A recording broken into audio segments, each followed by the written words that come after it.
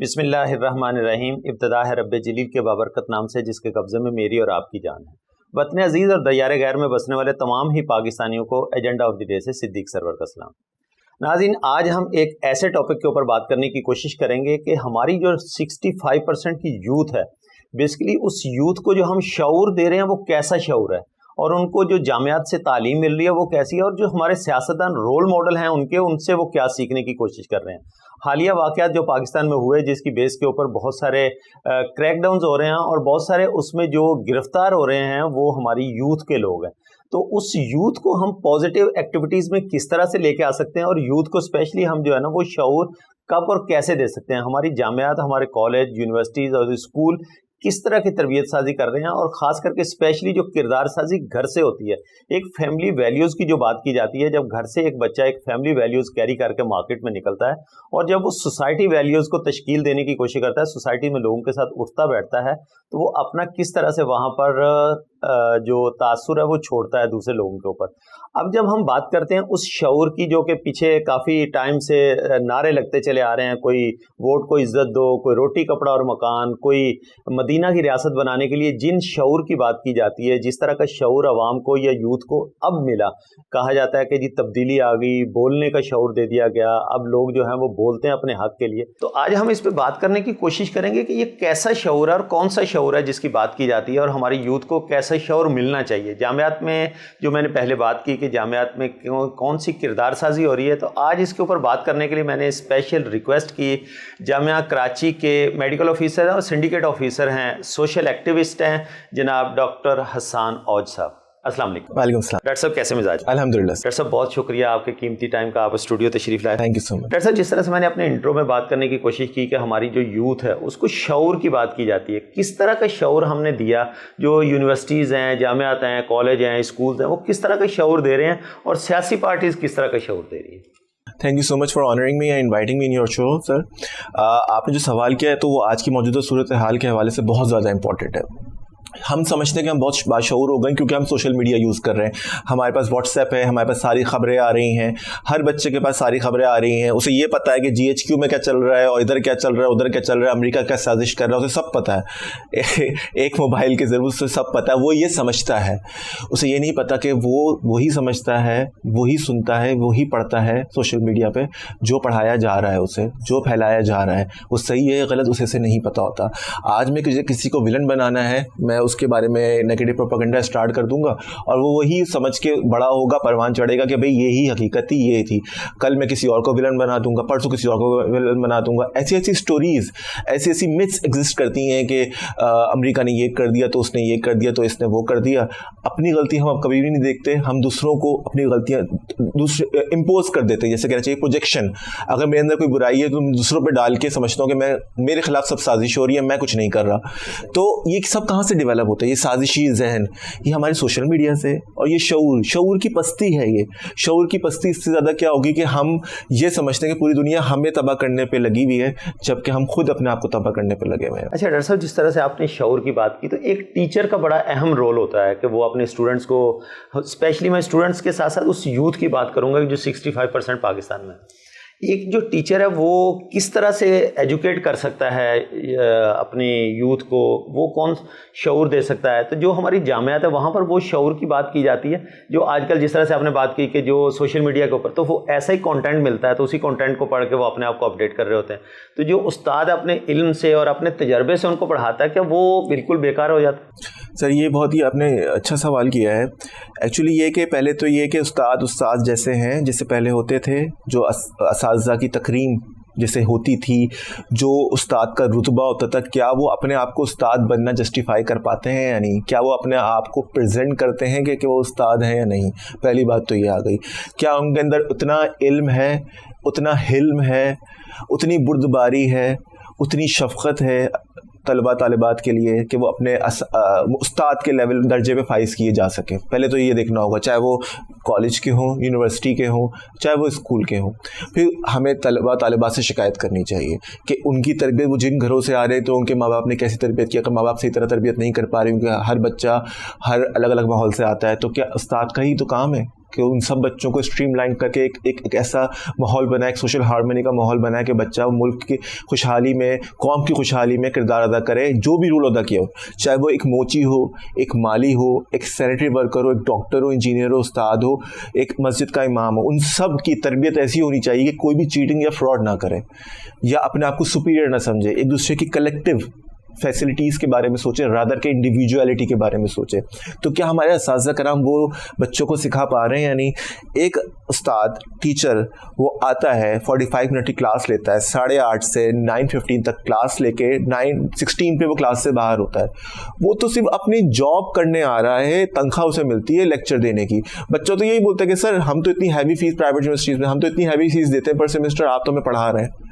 You are accountable to us. تو مطلب جو استاد کا ایک مقام ہوتا تھا, استاد کا جو مقدس رشتہ تھا, روحانی باپ کا درجہ دیا جاتا تھا, تو وہ ختم ہو چکا ہے اب ہمارے اس معاشرے میں. جی بالکل, جب سے اس ٹیچنگ کو ایز اے پروفیشن کاؤنٹ کیا گیا ہے. وہی میں بولوں گا میڈیکل سائنسز کے بارے میں, جب تک ڈاکٹر طبیب جو ہے اس کو پروفیشن کے طور پہ اگر آپ لیں گے تو وہ میں نہیں سمجھتا کہ وہ قابل تکریم ہے, کیونکہ وہ اپنی جاب کر رہا ہے, وہ اس کے آپ سے پیسے لے رہا ہے. طبیب ہو یا استاد ہو, وہ تو ایسے لوگ ہوتے ہیں جو ہر وقت لوگوں کے لیے اویلیبل ہوتے ہیں, ہر وقت لوگوں کی خدمت میں معمور رہتے ہیں. استاد تو وہ ہوتا ہے جس کی کلاس اگر 11 بجے ختم ہو تو رات 7 بجے تک بچے اس کے بعد بیٹھ کے سیکھتے رہتے ہیں, علم حاصل دو زانوں ہو کے بیٹھے رہتے ہیں. کبھی آپ نے سنا ہے, آپ موسیقی کا علم دیکھ لیں کہ استاد بڑے غلام علی صاحب تھے, ان کے پاس جو تربیت حاصل کرنے آتے تھے, وہ موسیقی سیکھنے آتے تھے, وہ کس طرح بیٹھتے تھے, کتنے مؤدب ہو کے بیٹھتے تھے, سنتے تھے, گھر کے سارے کام کرتے تھے. جو طالب علم ہوتا تھا وہ استاد کے بچوں سے بھی زیادہ امپورٹنٹ ہوتا تھا, وہ استاد کے گھر کے سارے کام کرتا تھا, استاد کی خدمت میں معمور جب بھی اسے علم کی نعمت سر سے. استاد کی پہچان اس کے شاگردوں سے ہوتی تھی. جی بالکل. اب آپ دیکھیں تاریخ میں کیا ہے کہ سوکریٹس کو ہم اس کے بچوں کو جانتے ہیں, اس کی فیملی لائف کو جانتے نہیں. ہم یہ جانتے ہیں کہ افلاطون اس کا شاگرد تھا, ہم یہ جانتے ہیں کہ ارسطو افلاطون کا شاگرد تھا, ہم یہ نہیں جانتے کہ افلاطون کے کتنے بچے تھے, بیویاں تھیں, کیا تھا, ہمیں یہ نہیں پتا. ہم فیملی ٹری اس کی شاگردوں سے چلتی. جی, اس کی قبل مسیح سے ان کی پہچان کس سے چل رہی ہے؟ Through their students. ان کے اسٹوڈنٹس نے ان کو زندہ رکھا. امام ابن تیمیہ کو کس نے زندہ رکھا؟ انہوں نے تو شادی تک نہیں کی تھی, ان کی تو اولاد ہی نہیں ہے, کون نام لیوا ہے. اور ابھی بھی امام ابن تیمیہ کے اتنے فالوورز ہیں. کیسے؟ امام ابن قیم, ان کے شاگردوں نے ان کا نام زندہ رکھا. امام ابو حنیفہ نے تو کوئی فقہ کی کتاب ہی تدوین نہیں کی, ان کے شاگردوں نے ان کے مرنے کے بعد تدوین کی ہے, اور فقہ حنفی سب سے جامع فقہ کہلاتی ہے. انہوں نے خود تو لکھ کے ہی نہیں گئے تھے. آپ یہ سوچیں کہ ان کے اسٹوڈنٹس نے کتنا کام کیا, ان کی پہچان امام ابو یوسف ہو گئے.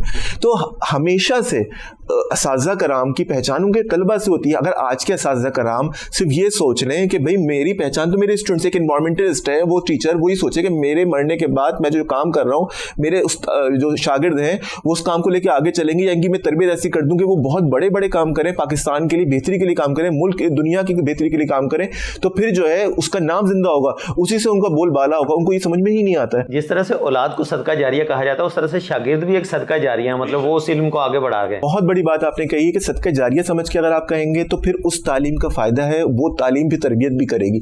ورنہ تو ایک پروفیشنل ہے, آپ 45 منٹ کی کلاس کے پیسے دے رہے ہیں, اور آپ یہ دیکھیں کہ اسکول ہو, آپ بچے پہ ہاتھ نہیں اٹھا سکتے.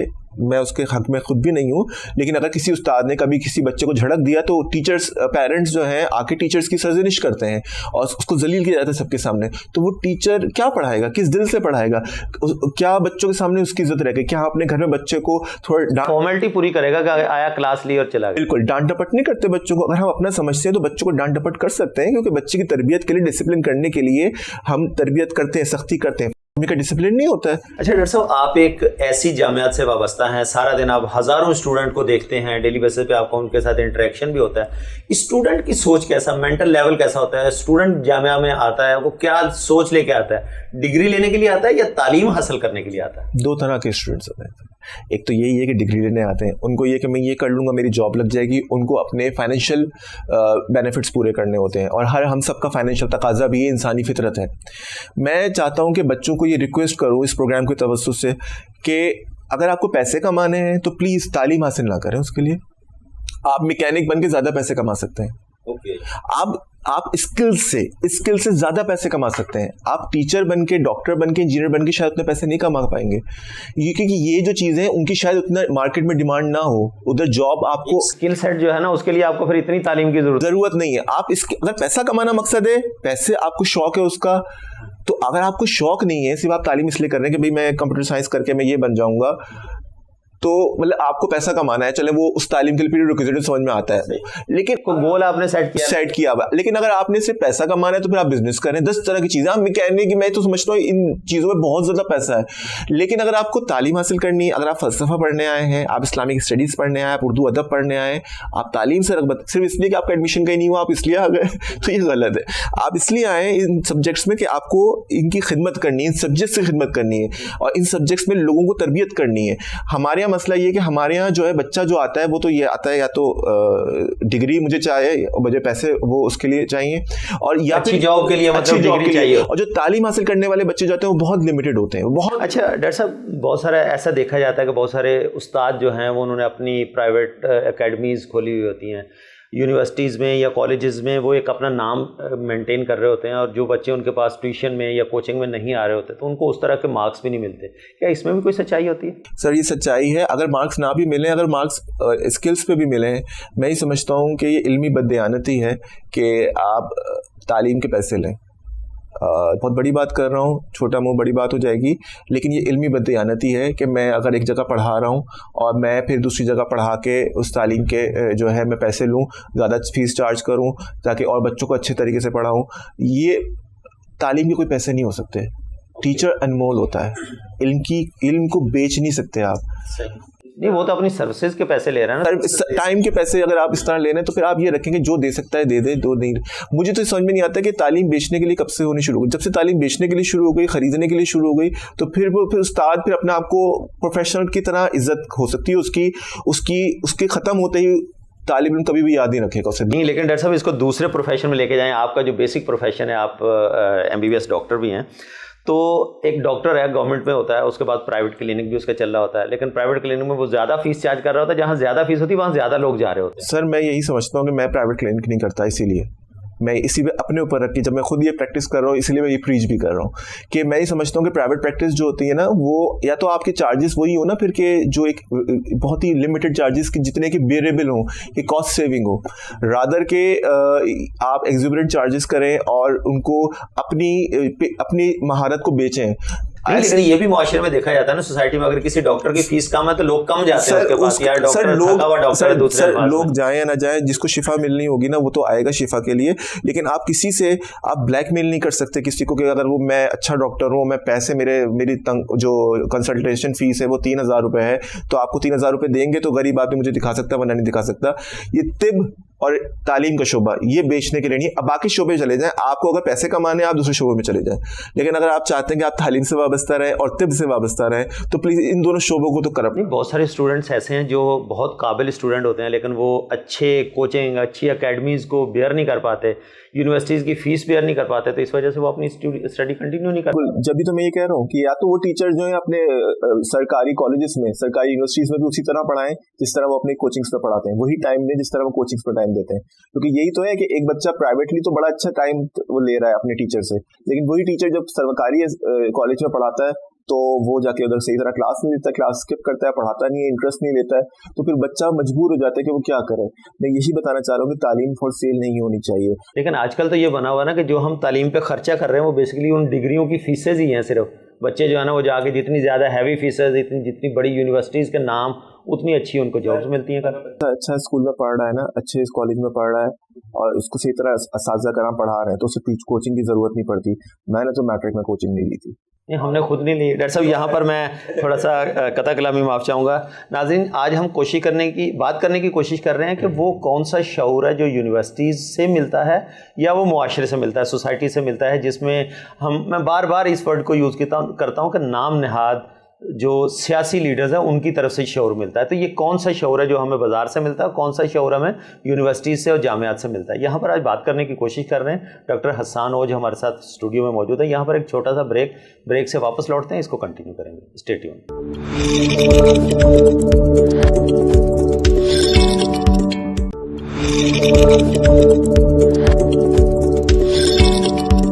जी ویلکم بیک ناظرین. بریک کے بعد دوبارہ خوش آمدید کہوں گا. جس طرح سے ہم بات کر رہے ہیں شعور کی, اور ڈاکٹر صاحب نے بڑی اچھی بات کی تھی بریک پہ جانے سے پہلے کہ استاد جو ہے وہ اپنے شاگردوں کی وجہ سے پہچانا جاتا ہے, اور انہوں نے کچھ ایگزامپلس بھی دی. تو یہاں پر میں اگر مولانا جلال الدین رومی کو کوٹ کروں تو ان کے استاد شاہ شمس تبریز کا اور دنیا میں کوئی شاگرد نظر نہیں آتا. لیکن اگر ہم بات کریں مولانا جلال الدین رومی کی, جو شاہ شمس تبریز کے نام سے جانے اور پہچانے جاتے ہیں, اور اس کے بعد مولانا صاحب کے اگر آپ مزار پہ جائیں, جن کو جانے کا وہاں اتفاق ہوا ہوگا, تو ان کے پتہ نہیں سینکڑوں شاگرد جو ہے نا ان کی قبر کے اڑوس پڑوس میں مدفون ہیں, لیکن ان کی فیملی کے لوگ مولانا جلال الدین رومی کے بعد کوئی نہیں پہچانتا. اسی طرح سے شاہ شمس تبریز کی جو اولاد ہے شاید ان کو بھی اس طرح سے آج کوئی نہیں جانتا, لیکن مولانا رومی کا نام آج بھی بڑے اچھے الفاظ میں لیا جاتا ہے. ڈاکٹر صاحب اسی بات کو کنٹینیو کروں گا کہ جس طرح سے آپ نے بات کی تھی کہ شاگرد جو ہے نا, آج ہم جب شاگرد بناتے ہی نہیں ہیں یا شاگرد ہمارا بنتا ہی نہیں ہے, استاد کا بنتا ہی نہیں ہے, وہ تو پروفیشنل ہے, والدین نے بھی اپنی ذمہ داری پوری کر دی کہ بس پیسے دے دیے تو بس اس کے بعد اپنی تربیت سازی پہ کوئی خاص توجہ نہیں ہے, جو استاد نے بنا دیا یا معاشرے نے جو بنا دیا, تو یہ ایک اچھا شہری کیسے بن سکتا ہے پھر؟ سر اچھا شہری بننے کے لیے میں یہی بتا رہا تھا کہ جب یہ کلچر آ گیا نا کہ انڈسٹریلائزیشن 16ویں صدی سے, اگر ہمیں اس کو سمجھنا پڑے گا سر, 16ویں صدی میں جب انڈسٹریلائزیشن شروع ہوئی یورپ میں اور یورپ میں ترقی شروع کی تو ہر چیز پروفیشنل ہو گئی. اس وقت پھر ایک ورکنگ کلاس نے جنم لیا جو لیبر تھی, اور پھر مڈل کلاس نے جنم لیا, اور اس نے جو اس طرح کام کرتی رہی, اور پھر صدیاں انہیں کولونیلزم آیا, پھر پوری دنیا میں برطانوی کالونیز تھیں اور فرینچ کالونیز تھیں, پورٹگل کی کالونیز تھیں, اور یہ جو ہے اس کے بعد غلامی سے آزاد ہوئے سب ملک, سب ایک پورا ایک سمجھے کہ لمبا جرنی ہے, وہ 4 صدیوں کی جرنی ہے, قوموں کی تربیت ہوئی ہے. تو ہم اب جکڑ گئے ہیں ہر طرف سے, غلامی سے اور بہت ساری چیزوں سے, ہم بہت طرح کی غلامی ہے. پہلے زمانے میں کبھی پاسپورٹ ہوتا تھا کہیں جانے کے لیے, بیونڈ دی بارڈرز جو ہے نا وہ لوگ بارڈرز, کوئی بھی کہیں بھی جانا چاہے کوئی پاسپورٹ نہیں ہوتا تھا. اب ہم سب پابند ہیں کہ میں اپنی جگہ چھوڑ نہیں سکتا, مجھے کہیں بھی جانا ہے, مجھے اپنی پہچان کرانی پڑے گی, مجھے NIC دکھانا پڑے گا, ورنہ مجھے کوئی نہیں جانتا, ورنہ میں قابل گرفت ہوں. تو میں یہ بتا رہا ہوں, ہم اب پہلے آزاد تھے یا اب آزاد ہیں؟ اب ہم غلام ہیں. تو اسی طریقے سے پہلے بھی استاد اور شاگرد جو تھے وہ آزاد ہوتے تھے, اب وہ آزاد نہیں, اب ہر چیز ایک ڈومین میں آ گئی, ایک چینلائز ہو گئی ہے. اب اس کا میں جو ایک اور, کیونکہ اس کی تعریفیں آپ بہت سنتے ہوں گے, اس کے مضر اثرات کوئی نہیں بتا رہا, اسی لیے میں وہ پیش کر رہا ہوں, کیونکہ ہر چیز کے پروس اینڈ کونس دونوں ہوتے ہیں. سر آپ ایک چیز یہ چیک کریں کہ آپ یہ کہہ رہے ہیں کہ تعلیم میں جو اب بچے جو ہے, اب شعور کہاں سے لیا جائے؟ جب سوشل میڈیا آ گیا, سوشل میڈیا پہ اگر میرے کوئی 1 ملین فالوورز ہیں تو میں تو جو لکھوں گا لوگ وہ سننے کو تیار ہو جائیں گے, وہی ماننے کو تیار ہو جائیں گے, جو بھی میں بول رہا ہوں, سچ بول رہا ہوں, جھوٹ بول رہا ہوں, بکواس کر رہا ہوں, جو بھی کر رہا ہوں, لوگ وہی سمجھیں گے. سچ کریڈیبلٹی کہاں رہی؟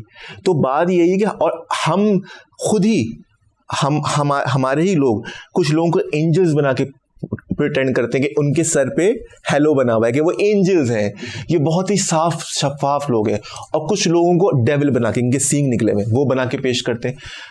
کوئی بھی ڈیول نہیں ہوتا, کوئی بھی اینجل نہیں ہوتا, ہم سب انسان ہیں, کوئی فرشتہ نہیں ہے.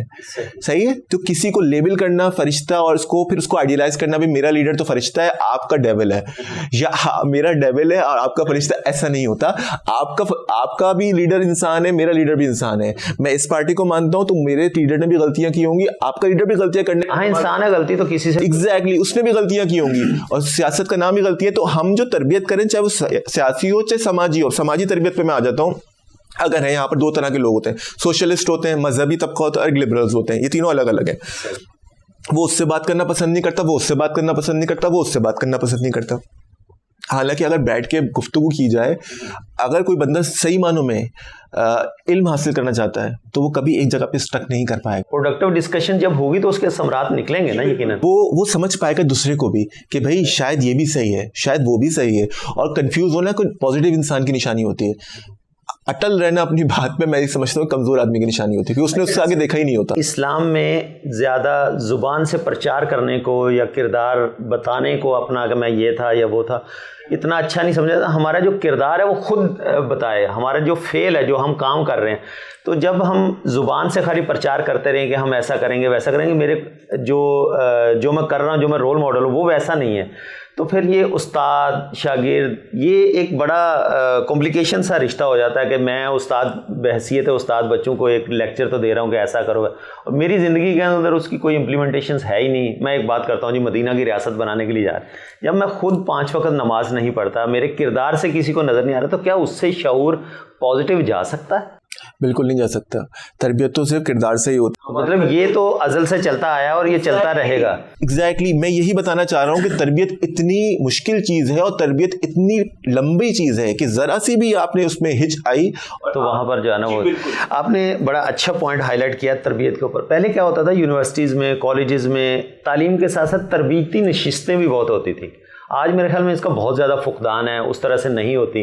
تو آپ یہ سمجھتے ہیں کہ اس وقت شعور لانے کے لیے تربیتی نشستوں کا ہونا بہت زیادہ ضروری ہے؟ بالکل، خاص طور پہ پولیٹیکل لیڈرز کی طرف سے. اگر دیکھیں ہمارے پولیٹیکل لیڈرز بہت پاپولر ہیں، تمام پولیٹیکل لیڈرز اپنے اپنے لوگوں میں اثر و رسوخ بہت رکھتے ہیں اور لوگ ان کے لیے جان دینے کو تیار ہو جاتے ہیں، جان لینے کو تیار ہو جاتے ہیں. تو اگر وہ اپنے لوگوں کی تربیت کر دیں کہ بھائی آپ کسی کو گالی نہیں دیں گے، کسی کی کوئی ویڈیو کے بارے میں کوئی بات نہیں کریں گے، کسی کو پرسنل بات نہیں کریں گے، کسی کو بھگوڑا یا کسی کو زانی یا کسی کو پلے بوائے نہیں کہیں گے، آپ یہ چیزیں پرسنل چیزیں جو ہیں، یہ تو آج کل کی سیاسی پارٹیوں میں تو بیسک ہے، یہاں سے اسٹارٹ لیتے ہیں، بیسک ایٹیکیٹ ہے. اگر آپ کسی کو بات ہی یہاں سے اسٹارٹ کریں تو سامنے والا تو آپ سے سننے کو تیار ہی نہیں ہونے والا نا. آپ پالیسیز پہ بات کریں، آپ نظریات پہ بات کریں کہ میری پارٹی جو ہے جس کو میں سپورٹ کرتا ہوں اس کے نظریات یہ ہیں، اس کی پالیسیز یہ ہیں، وہ یہ باتیں کرتی ہے، وہ اس طرح کا نظام چاہتی ہے، وہ یہ نظام لے کے آئے گی. کامیاب نہیں ہو پائی، ہو جائے گی. آپ دوسری پارٹی اپنا یہ کہ تمہارا لیڈر تو وہ کرتا ہے، تمہارا لیڈر تو یہ کرتا ہے، میرا لیڈر تو یہ کرتا ہے، میرے اس نے جیل کاٹی تمہارے نے نہیں کاٹی، یہ چیزیں جو ہوتی ہیں نا، یہ پرسنل، یہ اس وقت کے آرگومنٹس ہوتے ہیں جب when you have no arguments. اور یہ چیزیں کیوں ہو رہی ہیں؟ کیونکہ ہمارے جو سیاسی جو لیڈران ہیں وہ خود یہی چاہتے ہیں، وہ خود تربیت نہیں کر رہے، وہ خود نہیں روکتے اپنے لوگوں کو. تو وہ ڈاکٹر صاحب کہتے ہیں نا کہ نظر کا علاج ممکن ہے لیکن نظریے کا نہیں. تو نظریہ اتنا پختہ ہونا چاہیے کہ جب آپ اپنے کردار سے لوگوں کو بتائیں تو ان کو پتہ چلے. نظریے کے لیے مجھے پرچار نہ کرنا پڑتے کہ ہر کسی کو بتانا پڑے کہ میرا یہ نظریہ ہے. تو آپ کیا کہتے ہیں؟ سر بالکل صحیح کہہ رہے ہیں. اب میں ایک واقعہ شیئر کروں گا. کراچی میں ایک دفعہ ایک وال چاکنگ ہو گئی تھی ایک لیڈر کے خلاف. دوسرے لیڈر نے منع کیا کہ اس کو مٹاؤ، اگلے دن سب نے مٹائی. یہ تربیت ہوتی ہے کہ بھائی آپ کو گالی نہیں دینی ہے. میں کروں گا، اختلاف کروں گا لیکن گالی نہیں دوں. نظریاتی اختلاف ہونے چاہیے اور اس کو جو ہے نا اس کو ڈسکریج کریں. لیکن پروپیگنڈا کیمپین چلانا تھوڑا بہت تو چل جاتا ہے، کہیں آپ زیادہ پریزیوم کر رہے ہوتے ہیں چیزوں کو. لیکن ذاتیات پہ آ جانا، that is so disgusting and cross کہ جو لیڈر کسی کی ذاتیات پہ اگر بات کرے، کوئی بھی لیڈر ہو، میں تو اس کو پسند ہی نہیں کر سکتا. اس کی میرے لیے رول ماڈل جو ہے میں سمجھتا ہوں، اگر ہمارے لیے علامہ شاہ احمد نورانی صدیقی رحمۃ اللہ علیہ، انہوں نے سیاست کی اس میں رہے، میں ان کی پارٹی سے تعلق نہیں رکھتا، لیکن اگر آپ ان کی بات سنیں گے، انہوں نے کبھی بھی ایک جو ایسا متوازن رویہ رکھا، کبھی بھی وہ نہیں رکھا، مذہبی ہونے کے باوجود بھی سب کے ساتھ، بھٹو صاحب کے ساتھ سب کے ساتھ تعلقات اتنے اچھے رہے. اور ان کی قیادت میں تمام متحدہ مجلس عمل بنی جس میں تمام سیاسی قائدین اکٹھے ہو گئے تھے جو آپس میں ایک ساتھ بیٹھنے کو تیار نہیں تھے. مذہبی رہنما بیٹھنے کو تیار نہیں تھے لیکن شاہ احمد نورانی صاحب کی قیادت میں بیٹھنے کو تیار ہو گئے. لیکن وہ تو ابھی مولانا فضل الرحمان کی قیادت میں پی ڈی ایم پوری ساری اکٹھی ہوگی. ہاں جی، یہ کردار کیوں؟ کیونکہ وہ سننے کا حوصلہ ہے، سمجھانے کا حوصلہ ہے.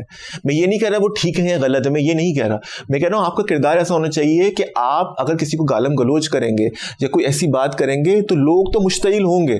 آپ کے کردار میں، آپ کی باتوں میں ایسا وزن ہونا چاہیے، ایسی تربیت ہونی چاہیے کہ لوگوں کو جوڑیں نہ کہ توڑیں. اچھا ڈاکٹر صاحب، ایک پرانے اگر پیچھے میں کچھ ادوار کی بات کروں تو یونیورسٹیز میں، کالجز میں طلبہ تنظیمیں ہوا کرتی تھیں. وہ طلبہ تنظیمیں سیاسی شعور بھی ان کو مل رہا ہوتا تھا. بہت سارے ایسے یونیورسٹیز میں اور جامعات میں کام ہوتے تھے جو مطلب طلبہ تنظیمیں کروایا کرتی تھی، ایک ہیلپ بھی ہو جاتی تھی اسٹوڈنٹس. آپ کیا سمجھتے ہیں کہ وہ طلبہ تنظیموں کا ہونا ایک اچھا تھا یا اسٹوڈنٹس کی لائف کو وہ بھی ایکسپوائل کرتے تھے؟ میں سمجھتا ہوں طلبہ تنظیمیں جو ہیں، ابھی جو میں دیکھتا ہوں جامعہ کراچی میں، ڈاؤ میڈیکل کالج سے میں نے پڑھا، ادھر تو کوئی تنظیم نہیں تھی اور الحمدللہ ہم سب نے بہت پروفیشنلی پڑھا اور ہم سب بہت آگے پہنچ گئے. میرے تمام دوست جو ہے ماشاءاللہ مختلف ممالک میں سرو کر رہے ہیں، پاکستان کا نام روشن کر رہے ہیں، اور جو ہے انجینئرس این ای ڈی کے اس طرح وہ بھی سب ماشاءاللہ کہیں دنیا کے پوری دنیا میں پھیلے ہوئے ملکوں میں. جب میں کراچی یونیورسٹی کے طلبہ طالبات کو دیکھتا ہوں تو ادھر پولیٹیکل پارٹیز ہیں، آپس میں جھگڑے ہو رہے ہوتے ہیں، بہت کم تعداد ہے ان کی، لیکن میجورٹی تو اچھے. ہمارے 45,000 اسٹوڈنٹس تو میجورٹی اچھے طالب علم ہیں جو بہت شریف ہیں، اور باقی کچھ ہیں جو کہ تھوڑے سے ان کو تربیت کی ضرورت ہے، اور لڑائی جھگڑا کر لیتے ہیں، آسانی سے وہ غصے میں آ جاتے ہیں، ولیٹائل ہیں. لیکن میں دیکھتا ہوں کہ they are involved in corruption. اچھا جی بالکل. وہ اسٹوڈنٹس آ رہا ہے एग्जामिनेशन फॉर्म, हाँ मुझे, मैं तुम्हें करवा दूंगा सारा, मुझे इतने पैसे दो। यहाँ ये चक्कर होता है। मतलब वहीं से वो सीख के आके फिर जब असेंबली में पहुंचते हैं तो वो तो ट्रेंड होते हैं। मैंने खुद देखा, it's a first hand, I am the first hand witness and I won't label a single political group, students from all political entities they do this. तो इंडिविजुअल लेवल पे मैं बोलूंगा कलेक्टिवली उनकी पॉलिसी नहीं है, लेकिन हर जो है बंदा पॉलिटिकल पार्टी का सहारा इसलिए लेता है कि मुझ पे इल्जाम ना आए या मुझे वो टीचर मेरे रोब में रहे। तो जब इस तरह की चीज होंगी तो मेरा तो फिर जब इन लोगों को देख के तो मैंने कोई अच्छा बच्चा देखा ही नहीं जो पॉलिटिकल पार्टी में हो, तो मैं उनको मैं कैसे पसंद कर सकता हूँ। मैं तलबा यूनियन को सपोर्ट करता हूँ, लेकिन मैं उसको देख के एकदम शशो पंजे पड़ जाता हूँ कि यार ये लोग जब यूनियन में आएंगे तो पढ़ाई कब करेंगे, जो यूनियन बाजी करेंगे, हालांकि वो भी जरूरत है तरबियत, लेकिन मैं सोचता हूँ कि यार अभी ऐसी हरकतें कर रहे हैं तो उस वक्त उनको एक पैट्रनेज हासिल हो जाएगा, कानूनी शेल्टर हासिल हो जाएगा। अभी आप देखें इन पे एक दूसरे पे FIR कट रही होती है, दूसरे के सर फाड़ रहे होते हैं और सिर्फ छोटी छोटी बातों पर। तो ये जो स्टूडेंट्स होते हैं ये टीचर्स के ऊपर भी हावी होते हैं, उनके ऊपर भी अपना प्रेशर बिल्डअप करने की कोशिश करते हैं। बिल्कुल हरासा करते रहे, बहुत दफा वाकयात ऐसे हुए हैं, बहुत दफा हुए। अभी भी पिछले 1 महीने पहले ही वाकया जामिया कराची में हुआ।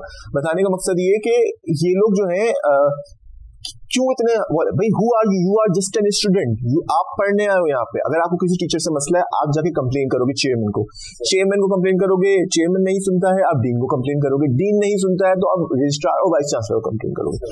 आप हरेसमेंट कमेटी में लिख दो, उधर से सेक्सुअल हरेसमेंट नहीं देखी जाती है, आपको मेंटल हरेसमेंट भी आप दे सकते हैं एप्लीकेशन। लेकिन आप जो है आप टीचर से दूर शुरू हो जाते हो। मतलब ये कहाँ की तकरीम रही? आपके घर से आपको ये सिखा के पीछे जा रहा है कि बेटा अगर कोई बड़ा बोल दे कुछ तो आपको इस तरह बदतमीजी से बात करनी। यहाँ पर तो टीचर में हाथ उठाने से भी गुरेजा नहीं होते यहाँ पर स्टूडेंट, कुछ लोग तो इस हद तक गुजर जाते हैं। तो यहाँ पर यानी कि एक बड़ा सवाल ये उठता है कि जो पेरेंट्स उसकी किरदार साजी कर रहे हैं उसमें कहीं ना कहीं कमी जरूर है कि वो उस तरह से वो तकरीम उसातिज़ा की नहीं पढ़ा के घर से भेज रहे, या वालिदैन की भी यकीनन वो फिर उस तरह से इज्जत नहीं करते होंगे। सिर्फ वालिदैन का पैसा तो यूज़ हो रहा है, लेकिन वालिदैन की तरफ से उस तरह की उनको फिर वो वाली जो तरबियत घर से मिलनी थी वो नहीं मिल पा रही है। पेरेंट्स तो मैं समझता हूँ कि हम लोग तरबियत करते ही नहीं है, हम लोग सही तरबियत करते बड़ी जुम्मा हो जाता है फीसें पे करके। और मैं बताऊं बच्चों को मैंने देखा है कि माएँ जो है मोबाइल में लगाए, वो दूध नहीं पी रहा तो उसको मोबाइल कार्टून दिखाने शुरू कर। हाँ ये तो आजकल छोटे बच्चों के साथ इस तरह नहीं हो रहा तो उसको टाइम नहीं दे रहे, उसको अल्लाह की रिजल्ट नहीं लेके आ रहे, उसकी तरबियत उसको टाइम नहीं दे रहे, उसको मोबाइल टीवी पे लगा दिए कि फिल्में देखे, कार्टून देखे और इससे ही वो अपने आप को ग्रो करे। वो क्या कर रहा है बच्चा, बदतमीजी कर रहा है किसी से, उसको नहीं रोक रहे, छोटा है छोड़ो कोई बात नहीं, उसकी तरबियत डिसिप्लिन ही नहीं कर रहे उसे।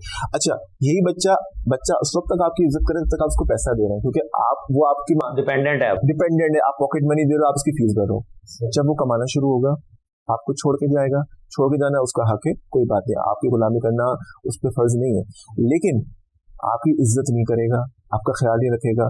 क्या हम ये नहीं कर हम बच्चों को अपने गुलामी के लिए पैदा करते हैं, लेकिन क्या हमने माशरे का शहरी इसलिए बनाते हैं? ये एक बड़ा अच्छा एक और टॉपिक आपने डॉक्टर साहब पॉइंट जो है ना हाईलाइट कर दिया, लेकिन मुझे यहाँ पर फिर एक ब्रेक का इशारा हो रहा है। तो नाजरीन यहाँ पर एक छोटा सा ब्रेक लेते हैं, ब्रेक से वापस आते हैं। स्टेट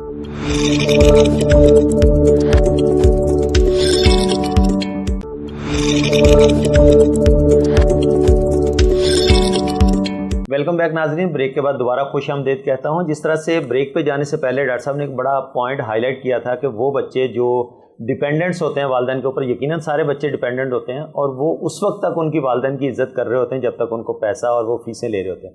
जैसे ही वो कुछ कमाना शुरू कर देते हैं तो वो फिर इग्नोरेंस की पॉलिसी के ऊपर आ जाते हैं। अब देखना यह है कि वालिदैन ने कौन सा ऐसा पैसा उनकी तरबियत के ऊपर लगाया जिसकी वजह से ये सारी चीज़ें देखने में आ रही हैं। डॉक्टर साहब बड़ा अच्छा पॉइंट आपने हाईलाइट किया था। इसमें एक बड़ा मेजर आंसर जो है वो रिज़्क़ हलाल का। अगर आप हलाल का लुकमा बच्चों को नहीं खिलाएंगे तो यकीनन ये वाली जो नौबत आपने कहा कि वो आएगी जब वो डिपेंडेंट पेरेंट उनके ऊपर डिपेंडेंट होंगे तो यकीनन वो फिर उनको वो वाली सर्विसेज या वो वाली सहूलियात नहीं मिलेंगे। केयर तो करेंगे लेकिन जो हम आज बो रहे हैं वही कल काटेंगे। तो हमें अपनी औलाद की तरबियत के लिए रिज़्क़ हलाल की कितनी ज़्यादा इंपॉर्टेंस है? सर बहुत ही बेहतरीन बात की है आपने, मेरा फेवरेट टॉपिक है और इसके हालात में मैं बहुत ज़्यादा गुफ्तगू करता रहता हूँ क्योंकि हम सब इंसान कहीं ना कहीं मजबूर हो जाते हैं कि यार बच्चे हैं, पूरा नहीं हो रहा, मेरे पास इतने मुलाजमीन आते हैं उनका पूरा नहीं हो रहा, तो कितने मुश्किल हालात में दवाई ख़रीदने के पैसे नहीं होते और बहुत इंसान के लिए एक्सप्लॉइट होना बहुत आसान हो जाता है कि वो हलाल जो है उससे हट जाए रिस्क हलाल से। आपने एक लुकमा, वही पॉइंट होता है बेसिकली, वही ट्रेकिंग पॉइंट होता है। आपने एक लुकमा भी अगर रिस्क हराम का बच्चे के पेट में डाल दिया तो उसके बाद जो उसके कॉन्सिक्वेंसेस होंगे ना वो आप शायद खुद भी नहीं सह पाएंगे। मैं ये नहीं कह रहा कि बच्चा आपको छोड़ के चला जाएगा। देखिए एक और मसला भी इधर में थी कि हम बच्चों को जब पैदा करते हैं ना तो हम ये समझते हैं कि बच्चे को हम ये बोलते हैं तुम्हें मैंने, माएँ बोलती है 9 महीने पेट में रखा, पाल पोस के बड़ा किया, तुम मुझे ये सिला दे रहे हो, तुम्हारी तालीम पे मैंने इतना खर्च किया, बाप ये बोलता है तुम मुझे ये सिला दे रहे हो। ये बताने की जरूरत क्यों पेश आ रही है? दूसरी बात ये कि आपने इसलिए पैदा किया था कि आप उससे खिदमत लेंगे, आपको ये बात बोलने की जरूरत नहीं है। आपकी तरबियत ऐसी हो, वो आपको अपने माँ बाप की खिदमत करते हुए ऐसा दिखे कि वो आपकी खिदमत ऐसे ही करे। अगर बच्चा दिखेगा कि मेरे माँ और मेरी बाप अपने माँ बाप की इतनी खिदमत करते, अपने बहन भाइयों का ख्याल रखते हैं, वो देखने के मेरे माँ बाप अपने बहन भाइयों की बुराई नहीं करते, एक दूसरे के बहन भाइयों की बुराई नहीं करते, अपने माँ बाप को इग्नोर नहीं करते, तो वो बच्चे आपको भी इग्नोर नहीं करेंगे, आपकी भी ख्याल रखेंगे। वो देखेंगे दुनिया का परसेप्शन, मैं अगर अपने बाप को जो करते देखूंगा मैं वही करूंगा, मुझे लगेगा वही सही है। तो ये सबसे अहम चीज़ है कि आप एटलीस्ट जैसे भी हो, शादी के बाद, बच्चे हो जाने के बाद, तो अपने आप को एटलीस्ट उनकी नज़र में ना गिराएं, क्योंकि आप उस बच्चे की ज़िंदगी तबाह कर देंगे। उसको नहीं पता कि वो मेरा बाप जो कर रहा है वो सही कर रहा है, उसके लिए वही सही है जो आप कर रहे हैं। उसको लगेगा, अगर वो उसका बाप ये बोलेगा बेटा दुनिया ऐसी ही है, इसके साथ ऐसे ही चलो, सख्ती किया करो, तो वो सख्त बन जाएगा। अगर बाप बोलेगा बेटा दुनिया कैसी भी हो तुम्हें सही चलना है, तो वो वैसे ही बन जाएगा। तो अपनी सी पूरी कोशिश करें कि, और वो बच्चा आपके लिए क्या कोई मुआशरे के लिए सदका जारिया होगा, कुछ सबकी खिदमतें कर रहा होगा। मैंने इतने अच्छे अच्छे बच्चे देखे जो एक बच्चा होता है पूरे खानदान को चला रहा होता है, पूरे खानदान का ख्याल रख रहा होता है, और मैंने ऐसे ऐसे बच्चे भी देखे जो एक बच्चा होता है जो पूरे खानदान को तबाह कर रहा होता है। उसको पाबंद ना बनाए कि तुम मेरी खिदमत करो, बेटा मैं तुम्हें इसलिए नहीं पाल रहा कि मैं तुमसे बुढ़ापे में मुझे खिदमत लेनी है, मुझे अल्लाह पाल रहा है, तुम्हें भी अल्लाह पाल रहा है। बिल्कुल ऐसे बस ये इसके जहन में उसका कॉन्सेप्ट जो है ना ये इस तरह से स्ट्रांग होना चाहिए। मुझे भी अल्लाह पाल रहा है, बुढ़ापे में भी अल्लाह पालेगा, तुम नहीं पालोगे, तुम मेरा ख्याल नहीं रखोगे, और तुम्हें भी मैं भी नहीं पाल रहा हूँ, इस वक्त अल्लाह ही पाल रहा है। ये चीज आप उसको बच्चे को सिखाएंगे और उसके जहन में बड़ों की इज्जत डालेंगे, चाहे वो आपका दुश्मन ही क्यों ना हो, कि बेटा सलाम करना है, ख्याल रखना है बड़ों का, बच्चों का आपस में बहन भाइयों का ख्याल रखना है। तो छोटा भाई बड़ा भाई छोटे भाई से ज्यादती नहीं करेगा, छोटा भाई बड़े भाई से बदतमीजी नहीं करेगा। ये जो घरों में हो जाती है ना कि प्रॉपर्टी भी डिवीजन, आपने कभी ये देखा कि बहन भाई एक दूसरे के लिए यूं दे दें कि भाई मेरा हिस्सा तुम ले लो, मुझे लड़ाई नहीं चाहिए? मैंने नहीं देखा, मुझे बड़ा दुख होता है। और जब अपने माँ बाप को देखता हूँ तो मेरे दोनों माँ बाप में, बल्कि ऐसे लोग देखे हैं कि माँ बाप के मरने के बाद जायदादों के ऊपर लड़ाई या कोर्ट झगड़े कोर्टों तक जा रहे होते हैं। देखा मैंने अपने माँ बाप को जो देखा कि मेरे बाप ने भी मना कर दिया कि मुझे कुछ नहीं चाहिए, मेरी माँ ने भी मना कर दिया मुझे कुछ नहीं चाहिए। मैं अपने घर में क्या एग्जाम्पल देख रहा हूँ, तो मैं क्या करूंगा?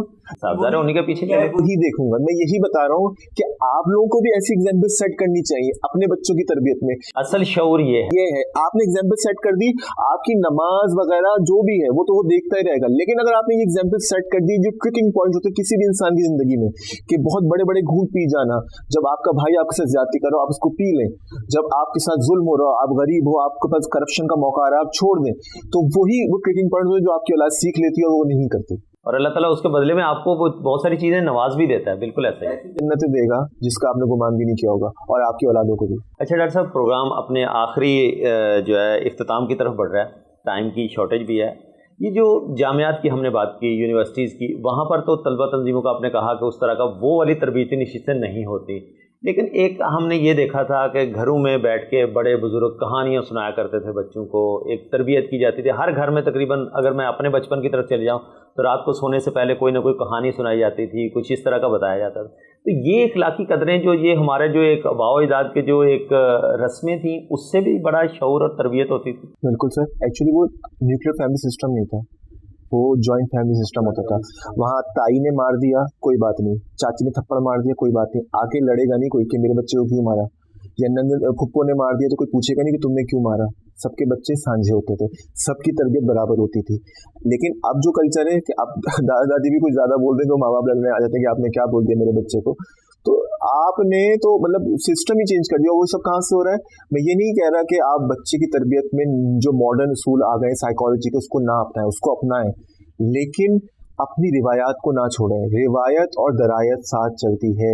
Modern values should also be join with traditional values. Traditional values के बिना आप अधूरे हो, और मॉडर्न वैल्यूज के अगर आप नहीं वो करोगे अडॉप्ट तो आप पीछे रह जाओगे। तो दोनों को साथ लेके चलना है, एक के बिना दूसरा अधूरा है। मैंने ये ज़्यादा बातें इसलिए की हैं कि सिर्फ आपको ये बताने के लिए, लोगों को ये समझाने के लिए कि हम इसके दूसरे एस्पेक्ट पे तो बहुत बात करते हैं। जो बातें मैंने कहा ये आईना भी दिखा दूं कि जो हम कर रहे हैं ये गलत है।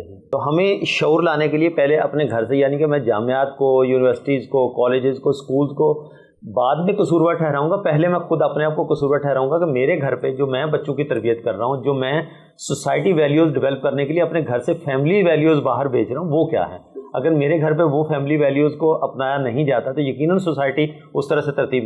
بالکل سر, بالکل بتا فرمایا آپ نے. اور ایک اور بات میں اس میں ایڈ کروں گا ضمن, وہ یہ ہے کہ ایک گھر میں بھی 4 بچے الگ الگ نوعیت کے ہوتے ہیں, پرسنالٹیز الگ الگ ہوتی ہیں. تو باپ کا فرض کیا ہوتا ہے کہ وہ ایٹ لیسٹ جو ان میں سے سب سے میں بولوں گا word evil minded criminal minded بولنا غلط ہو جائے گا, لیکن جو تھوڑا ٹف ہے, جو تھوڑا سخت مزاج ہے, وہ بھی اس کی تربیت بھی ایسی ہو جائے کہ وہ معاشرے میں جا کے اتنا ٹف نہ ہو, بلکہ حلم اور نرم انسان ہی ہو, بردباری والا انسان ہی ہو. ڈاکٹر صاحب بالکل اپنے اختتام پہ پروگرام چلتے چلتے ہماری نوجوان نسل کو, یوتھ کو کیا میسج دیں گے؟ ویسے تو پورا پروگرام ہی میسج ہے, لیکن ایک اسپیشل میں یہ میسج دینا چاہوں گا کہ پلیز اپنے اساتذہ کرام کو, جو پی ایچ ڈی کے طلبہ طالبات ہیں, وہ جب چوز کرتے ہیں کہ ہم اس میں وہ واحد ہے جس میں ہم اپنے استاد کو خود چوز کرتے ہیں, سلیکشن کا ایک آپشن دیا جاتا ہے.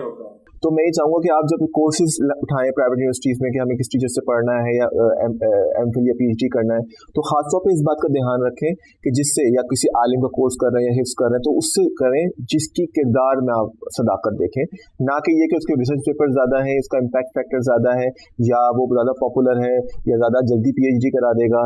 وہ سلو ہو لیکن وہ آپ کی تربیت ایسی کر دے گا, منچ دے گا آپ کو ایسے, اور اس کے ساتھ وقت گزارنے کا نا آپ پہ بہت اچھا افیکٹ آئے گا. بہت شکریہ ڈاکٹر حسان اوجھ صاحب, آج آپ اپنا قیمتی ٹائم نکال کے یہاں تشریف لائے. ناظرین, آج ہم نے بات کرنے کی کوشش کی اس شعور کے اوپر جو مارکیٹ میں, بازار میں, سیاسی میدانوں میں نعرے بہت لگتے ہیں کہ شعور آ گیا ہے, تبدیلی آ گئی ہے, عوام کو جو ہے نا اب بولنے کا بیسکلی طریقہ آ گیا. شعور کس نے دیا؟ وہ شعور جو ہم اپنے گھر سے دے کے بچوں کو نکالیں گے. یوتھ کو جو شعور گھر سے ملے گا, یقیناً وہ یونیورسٹیز, جو وہ کالج, اسکول سے نہیں مل پائے گا, جو ہم اپنے گھر سے تربیت کر کے ان کے نکلیں گے. بہت ساری ایسی باتیں کی کہ استاد جو ہے وہ اپنے شاگردوں کی وجہ سے پہچانا جاتا ہے, تو شاگرد کو بھی چاہیے کہ استاد کی اس طرح سے عزت تکریم کرے. اگر اس نے کچھ مرتبہ پانا ہے تو یقیناً اپنی ہستی کو, اس کو بھی فنا کرنے کے لیے استادوں کی عزت اور تکریم کرنی پڑے گی. تو ناظرین, آج کے اس ایپیسوڈ سے مجھے بڑی امید ہے کہ آپ اپنا اور ریاست پاکستان کا بہت سارا خیال رکھیں گے. صدیق سرور کو دیجیے اجازت. اللہ حافظ.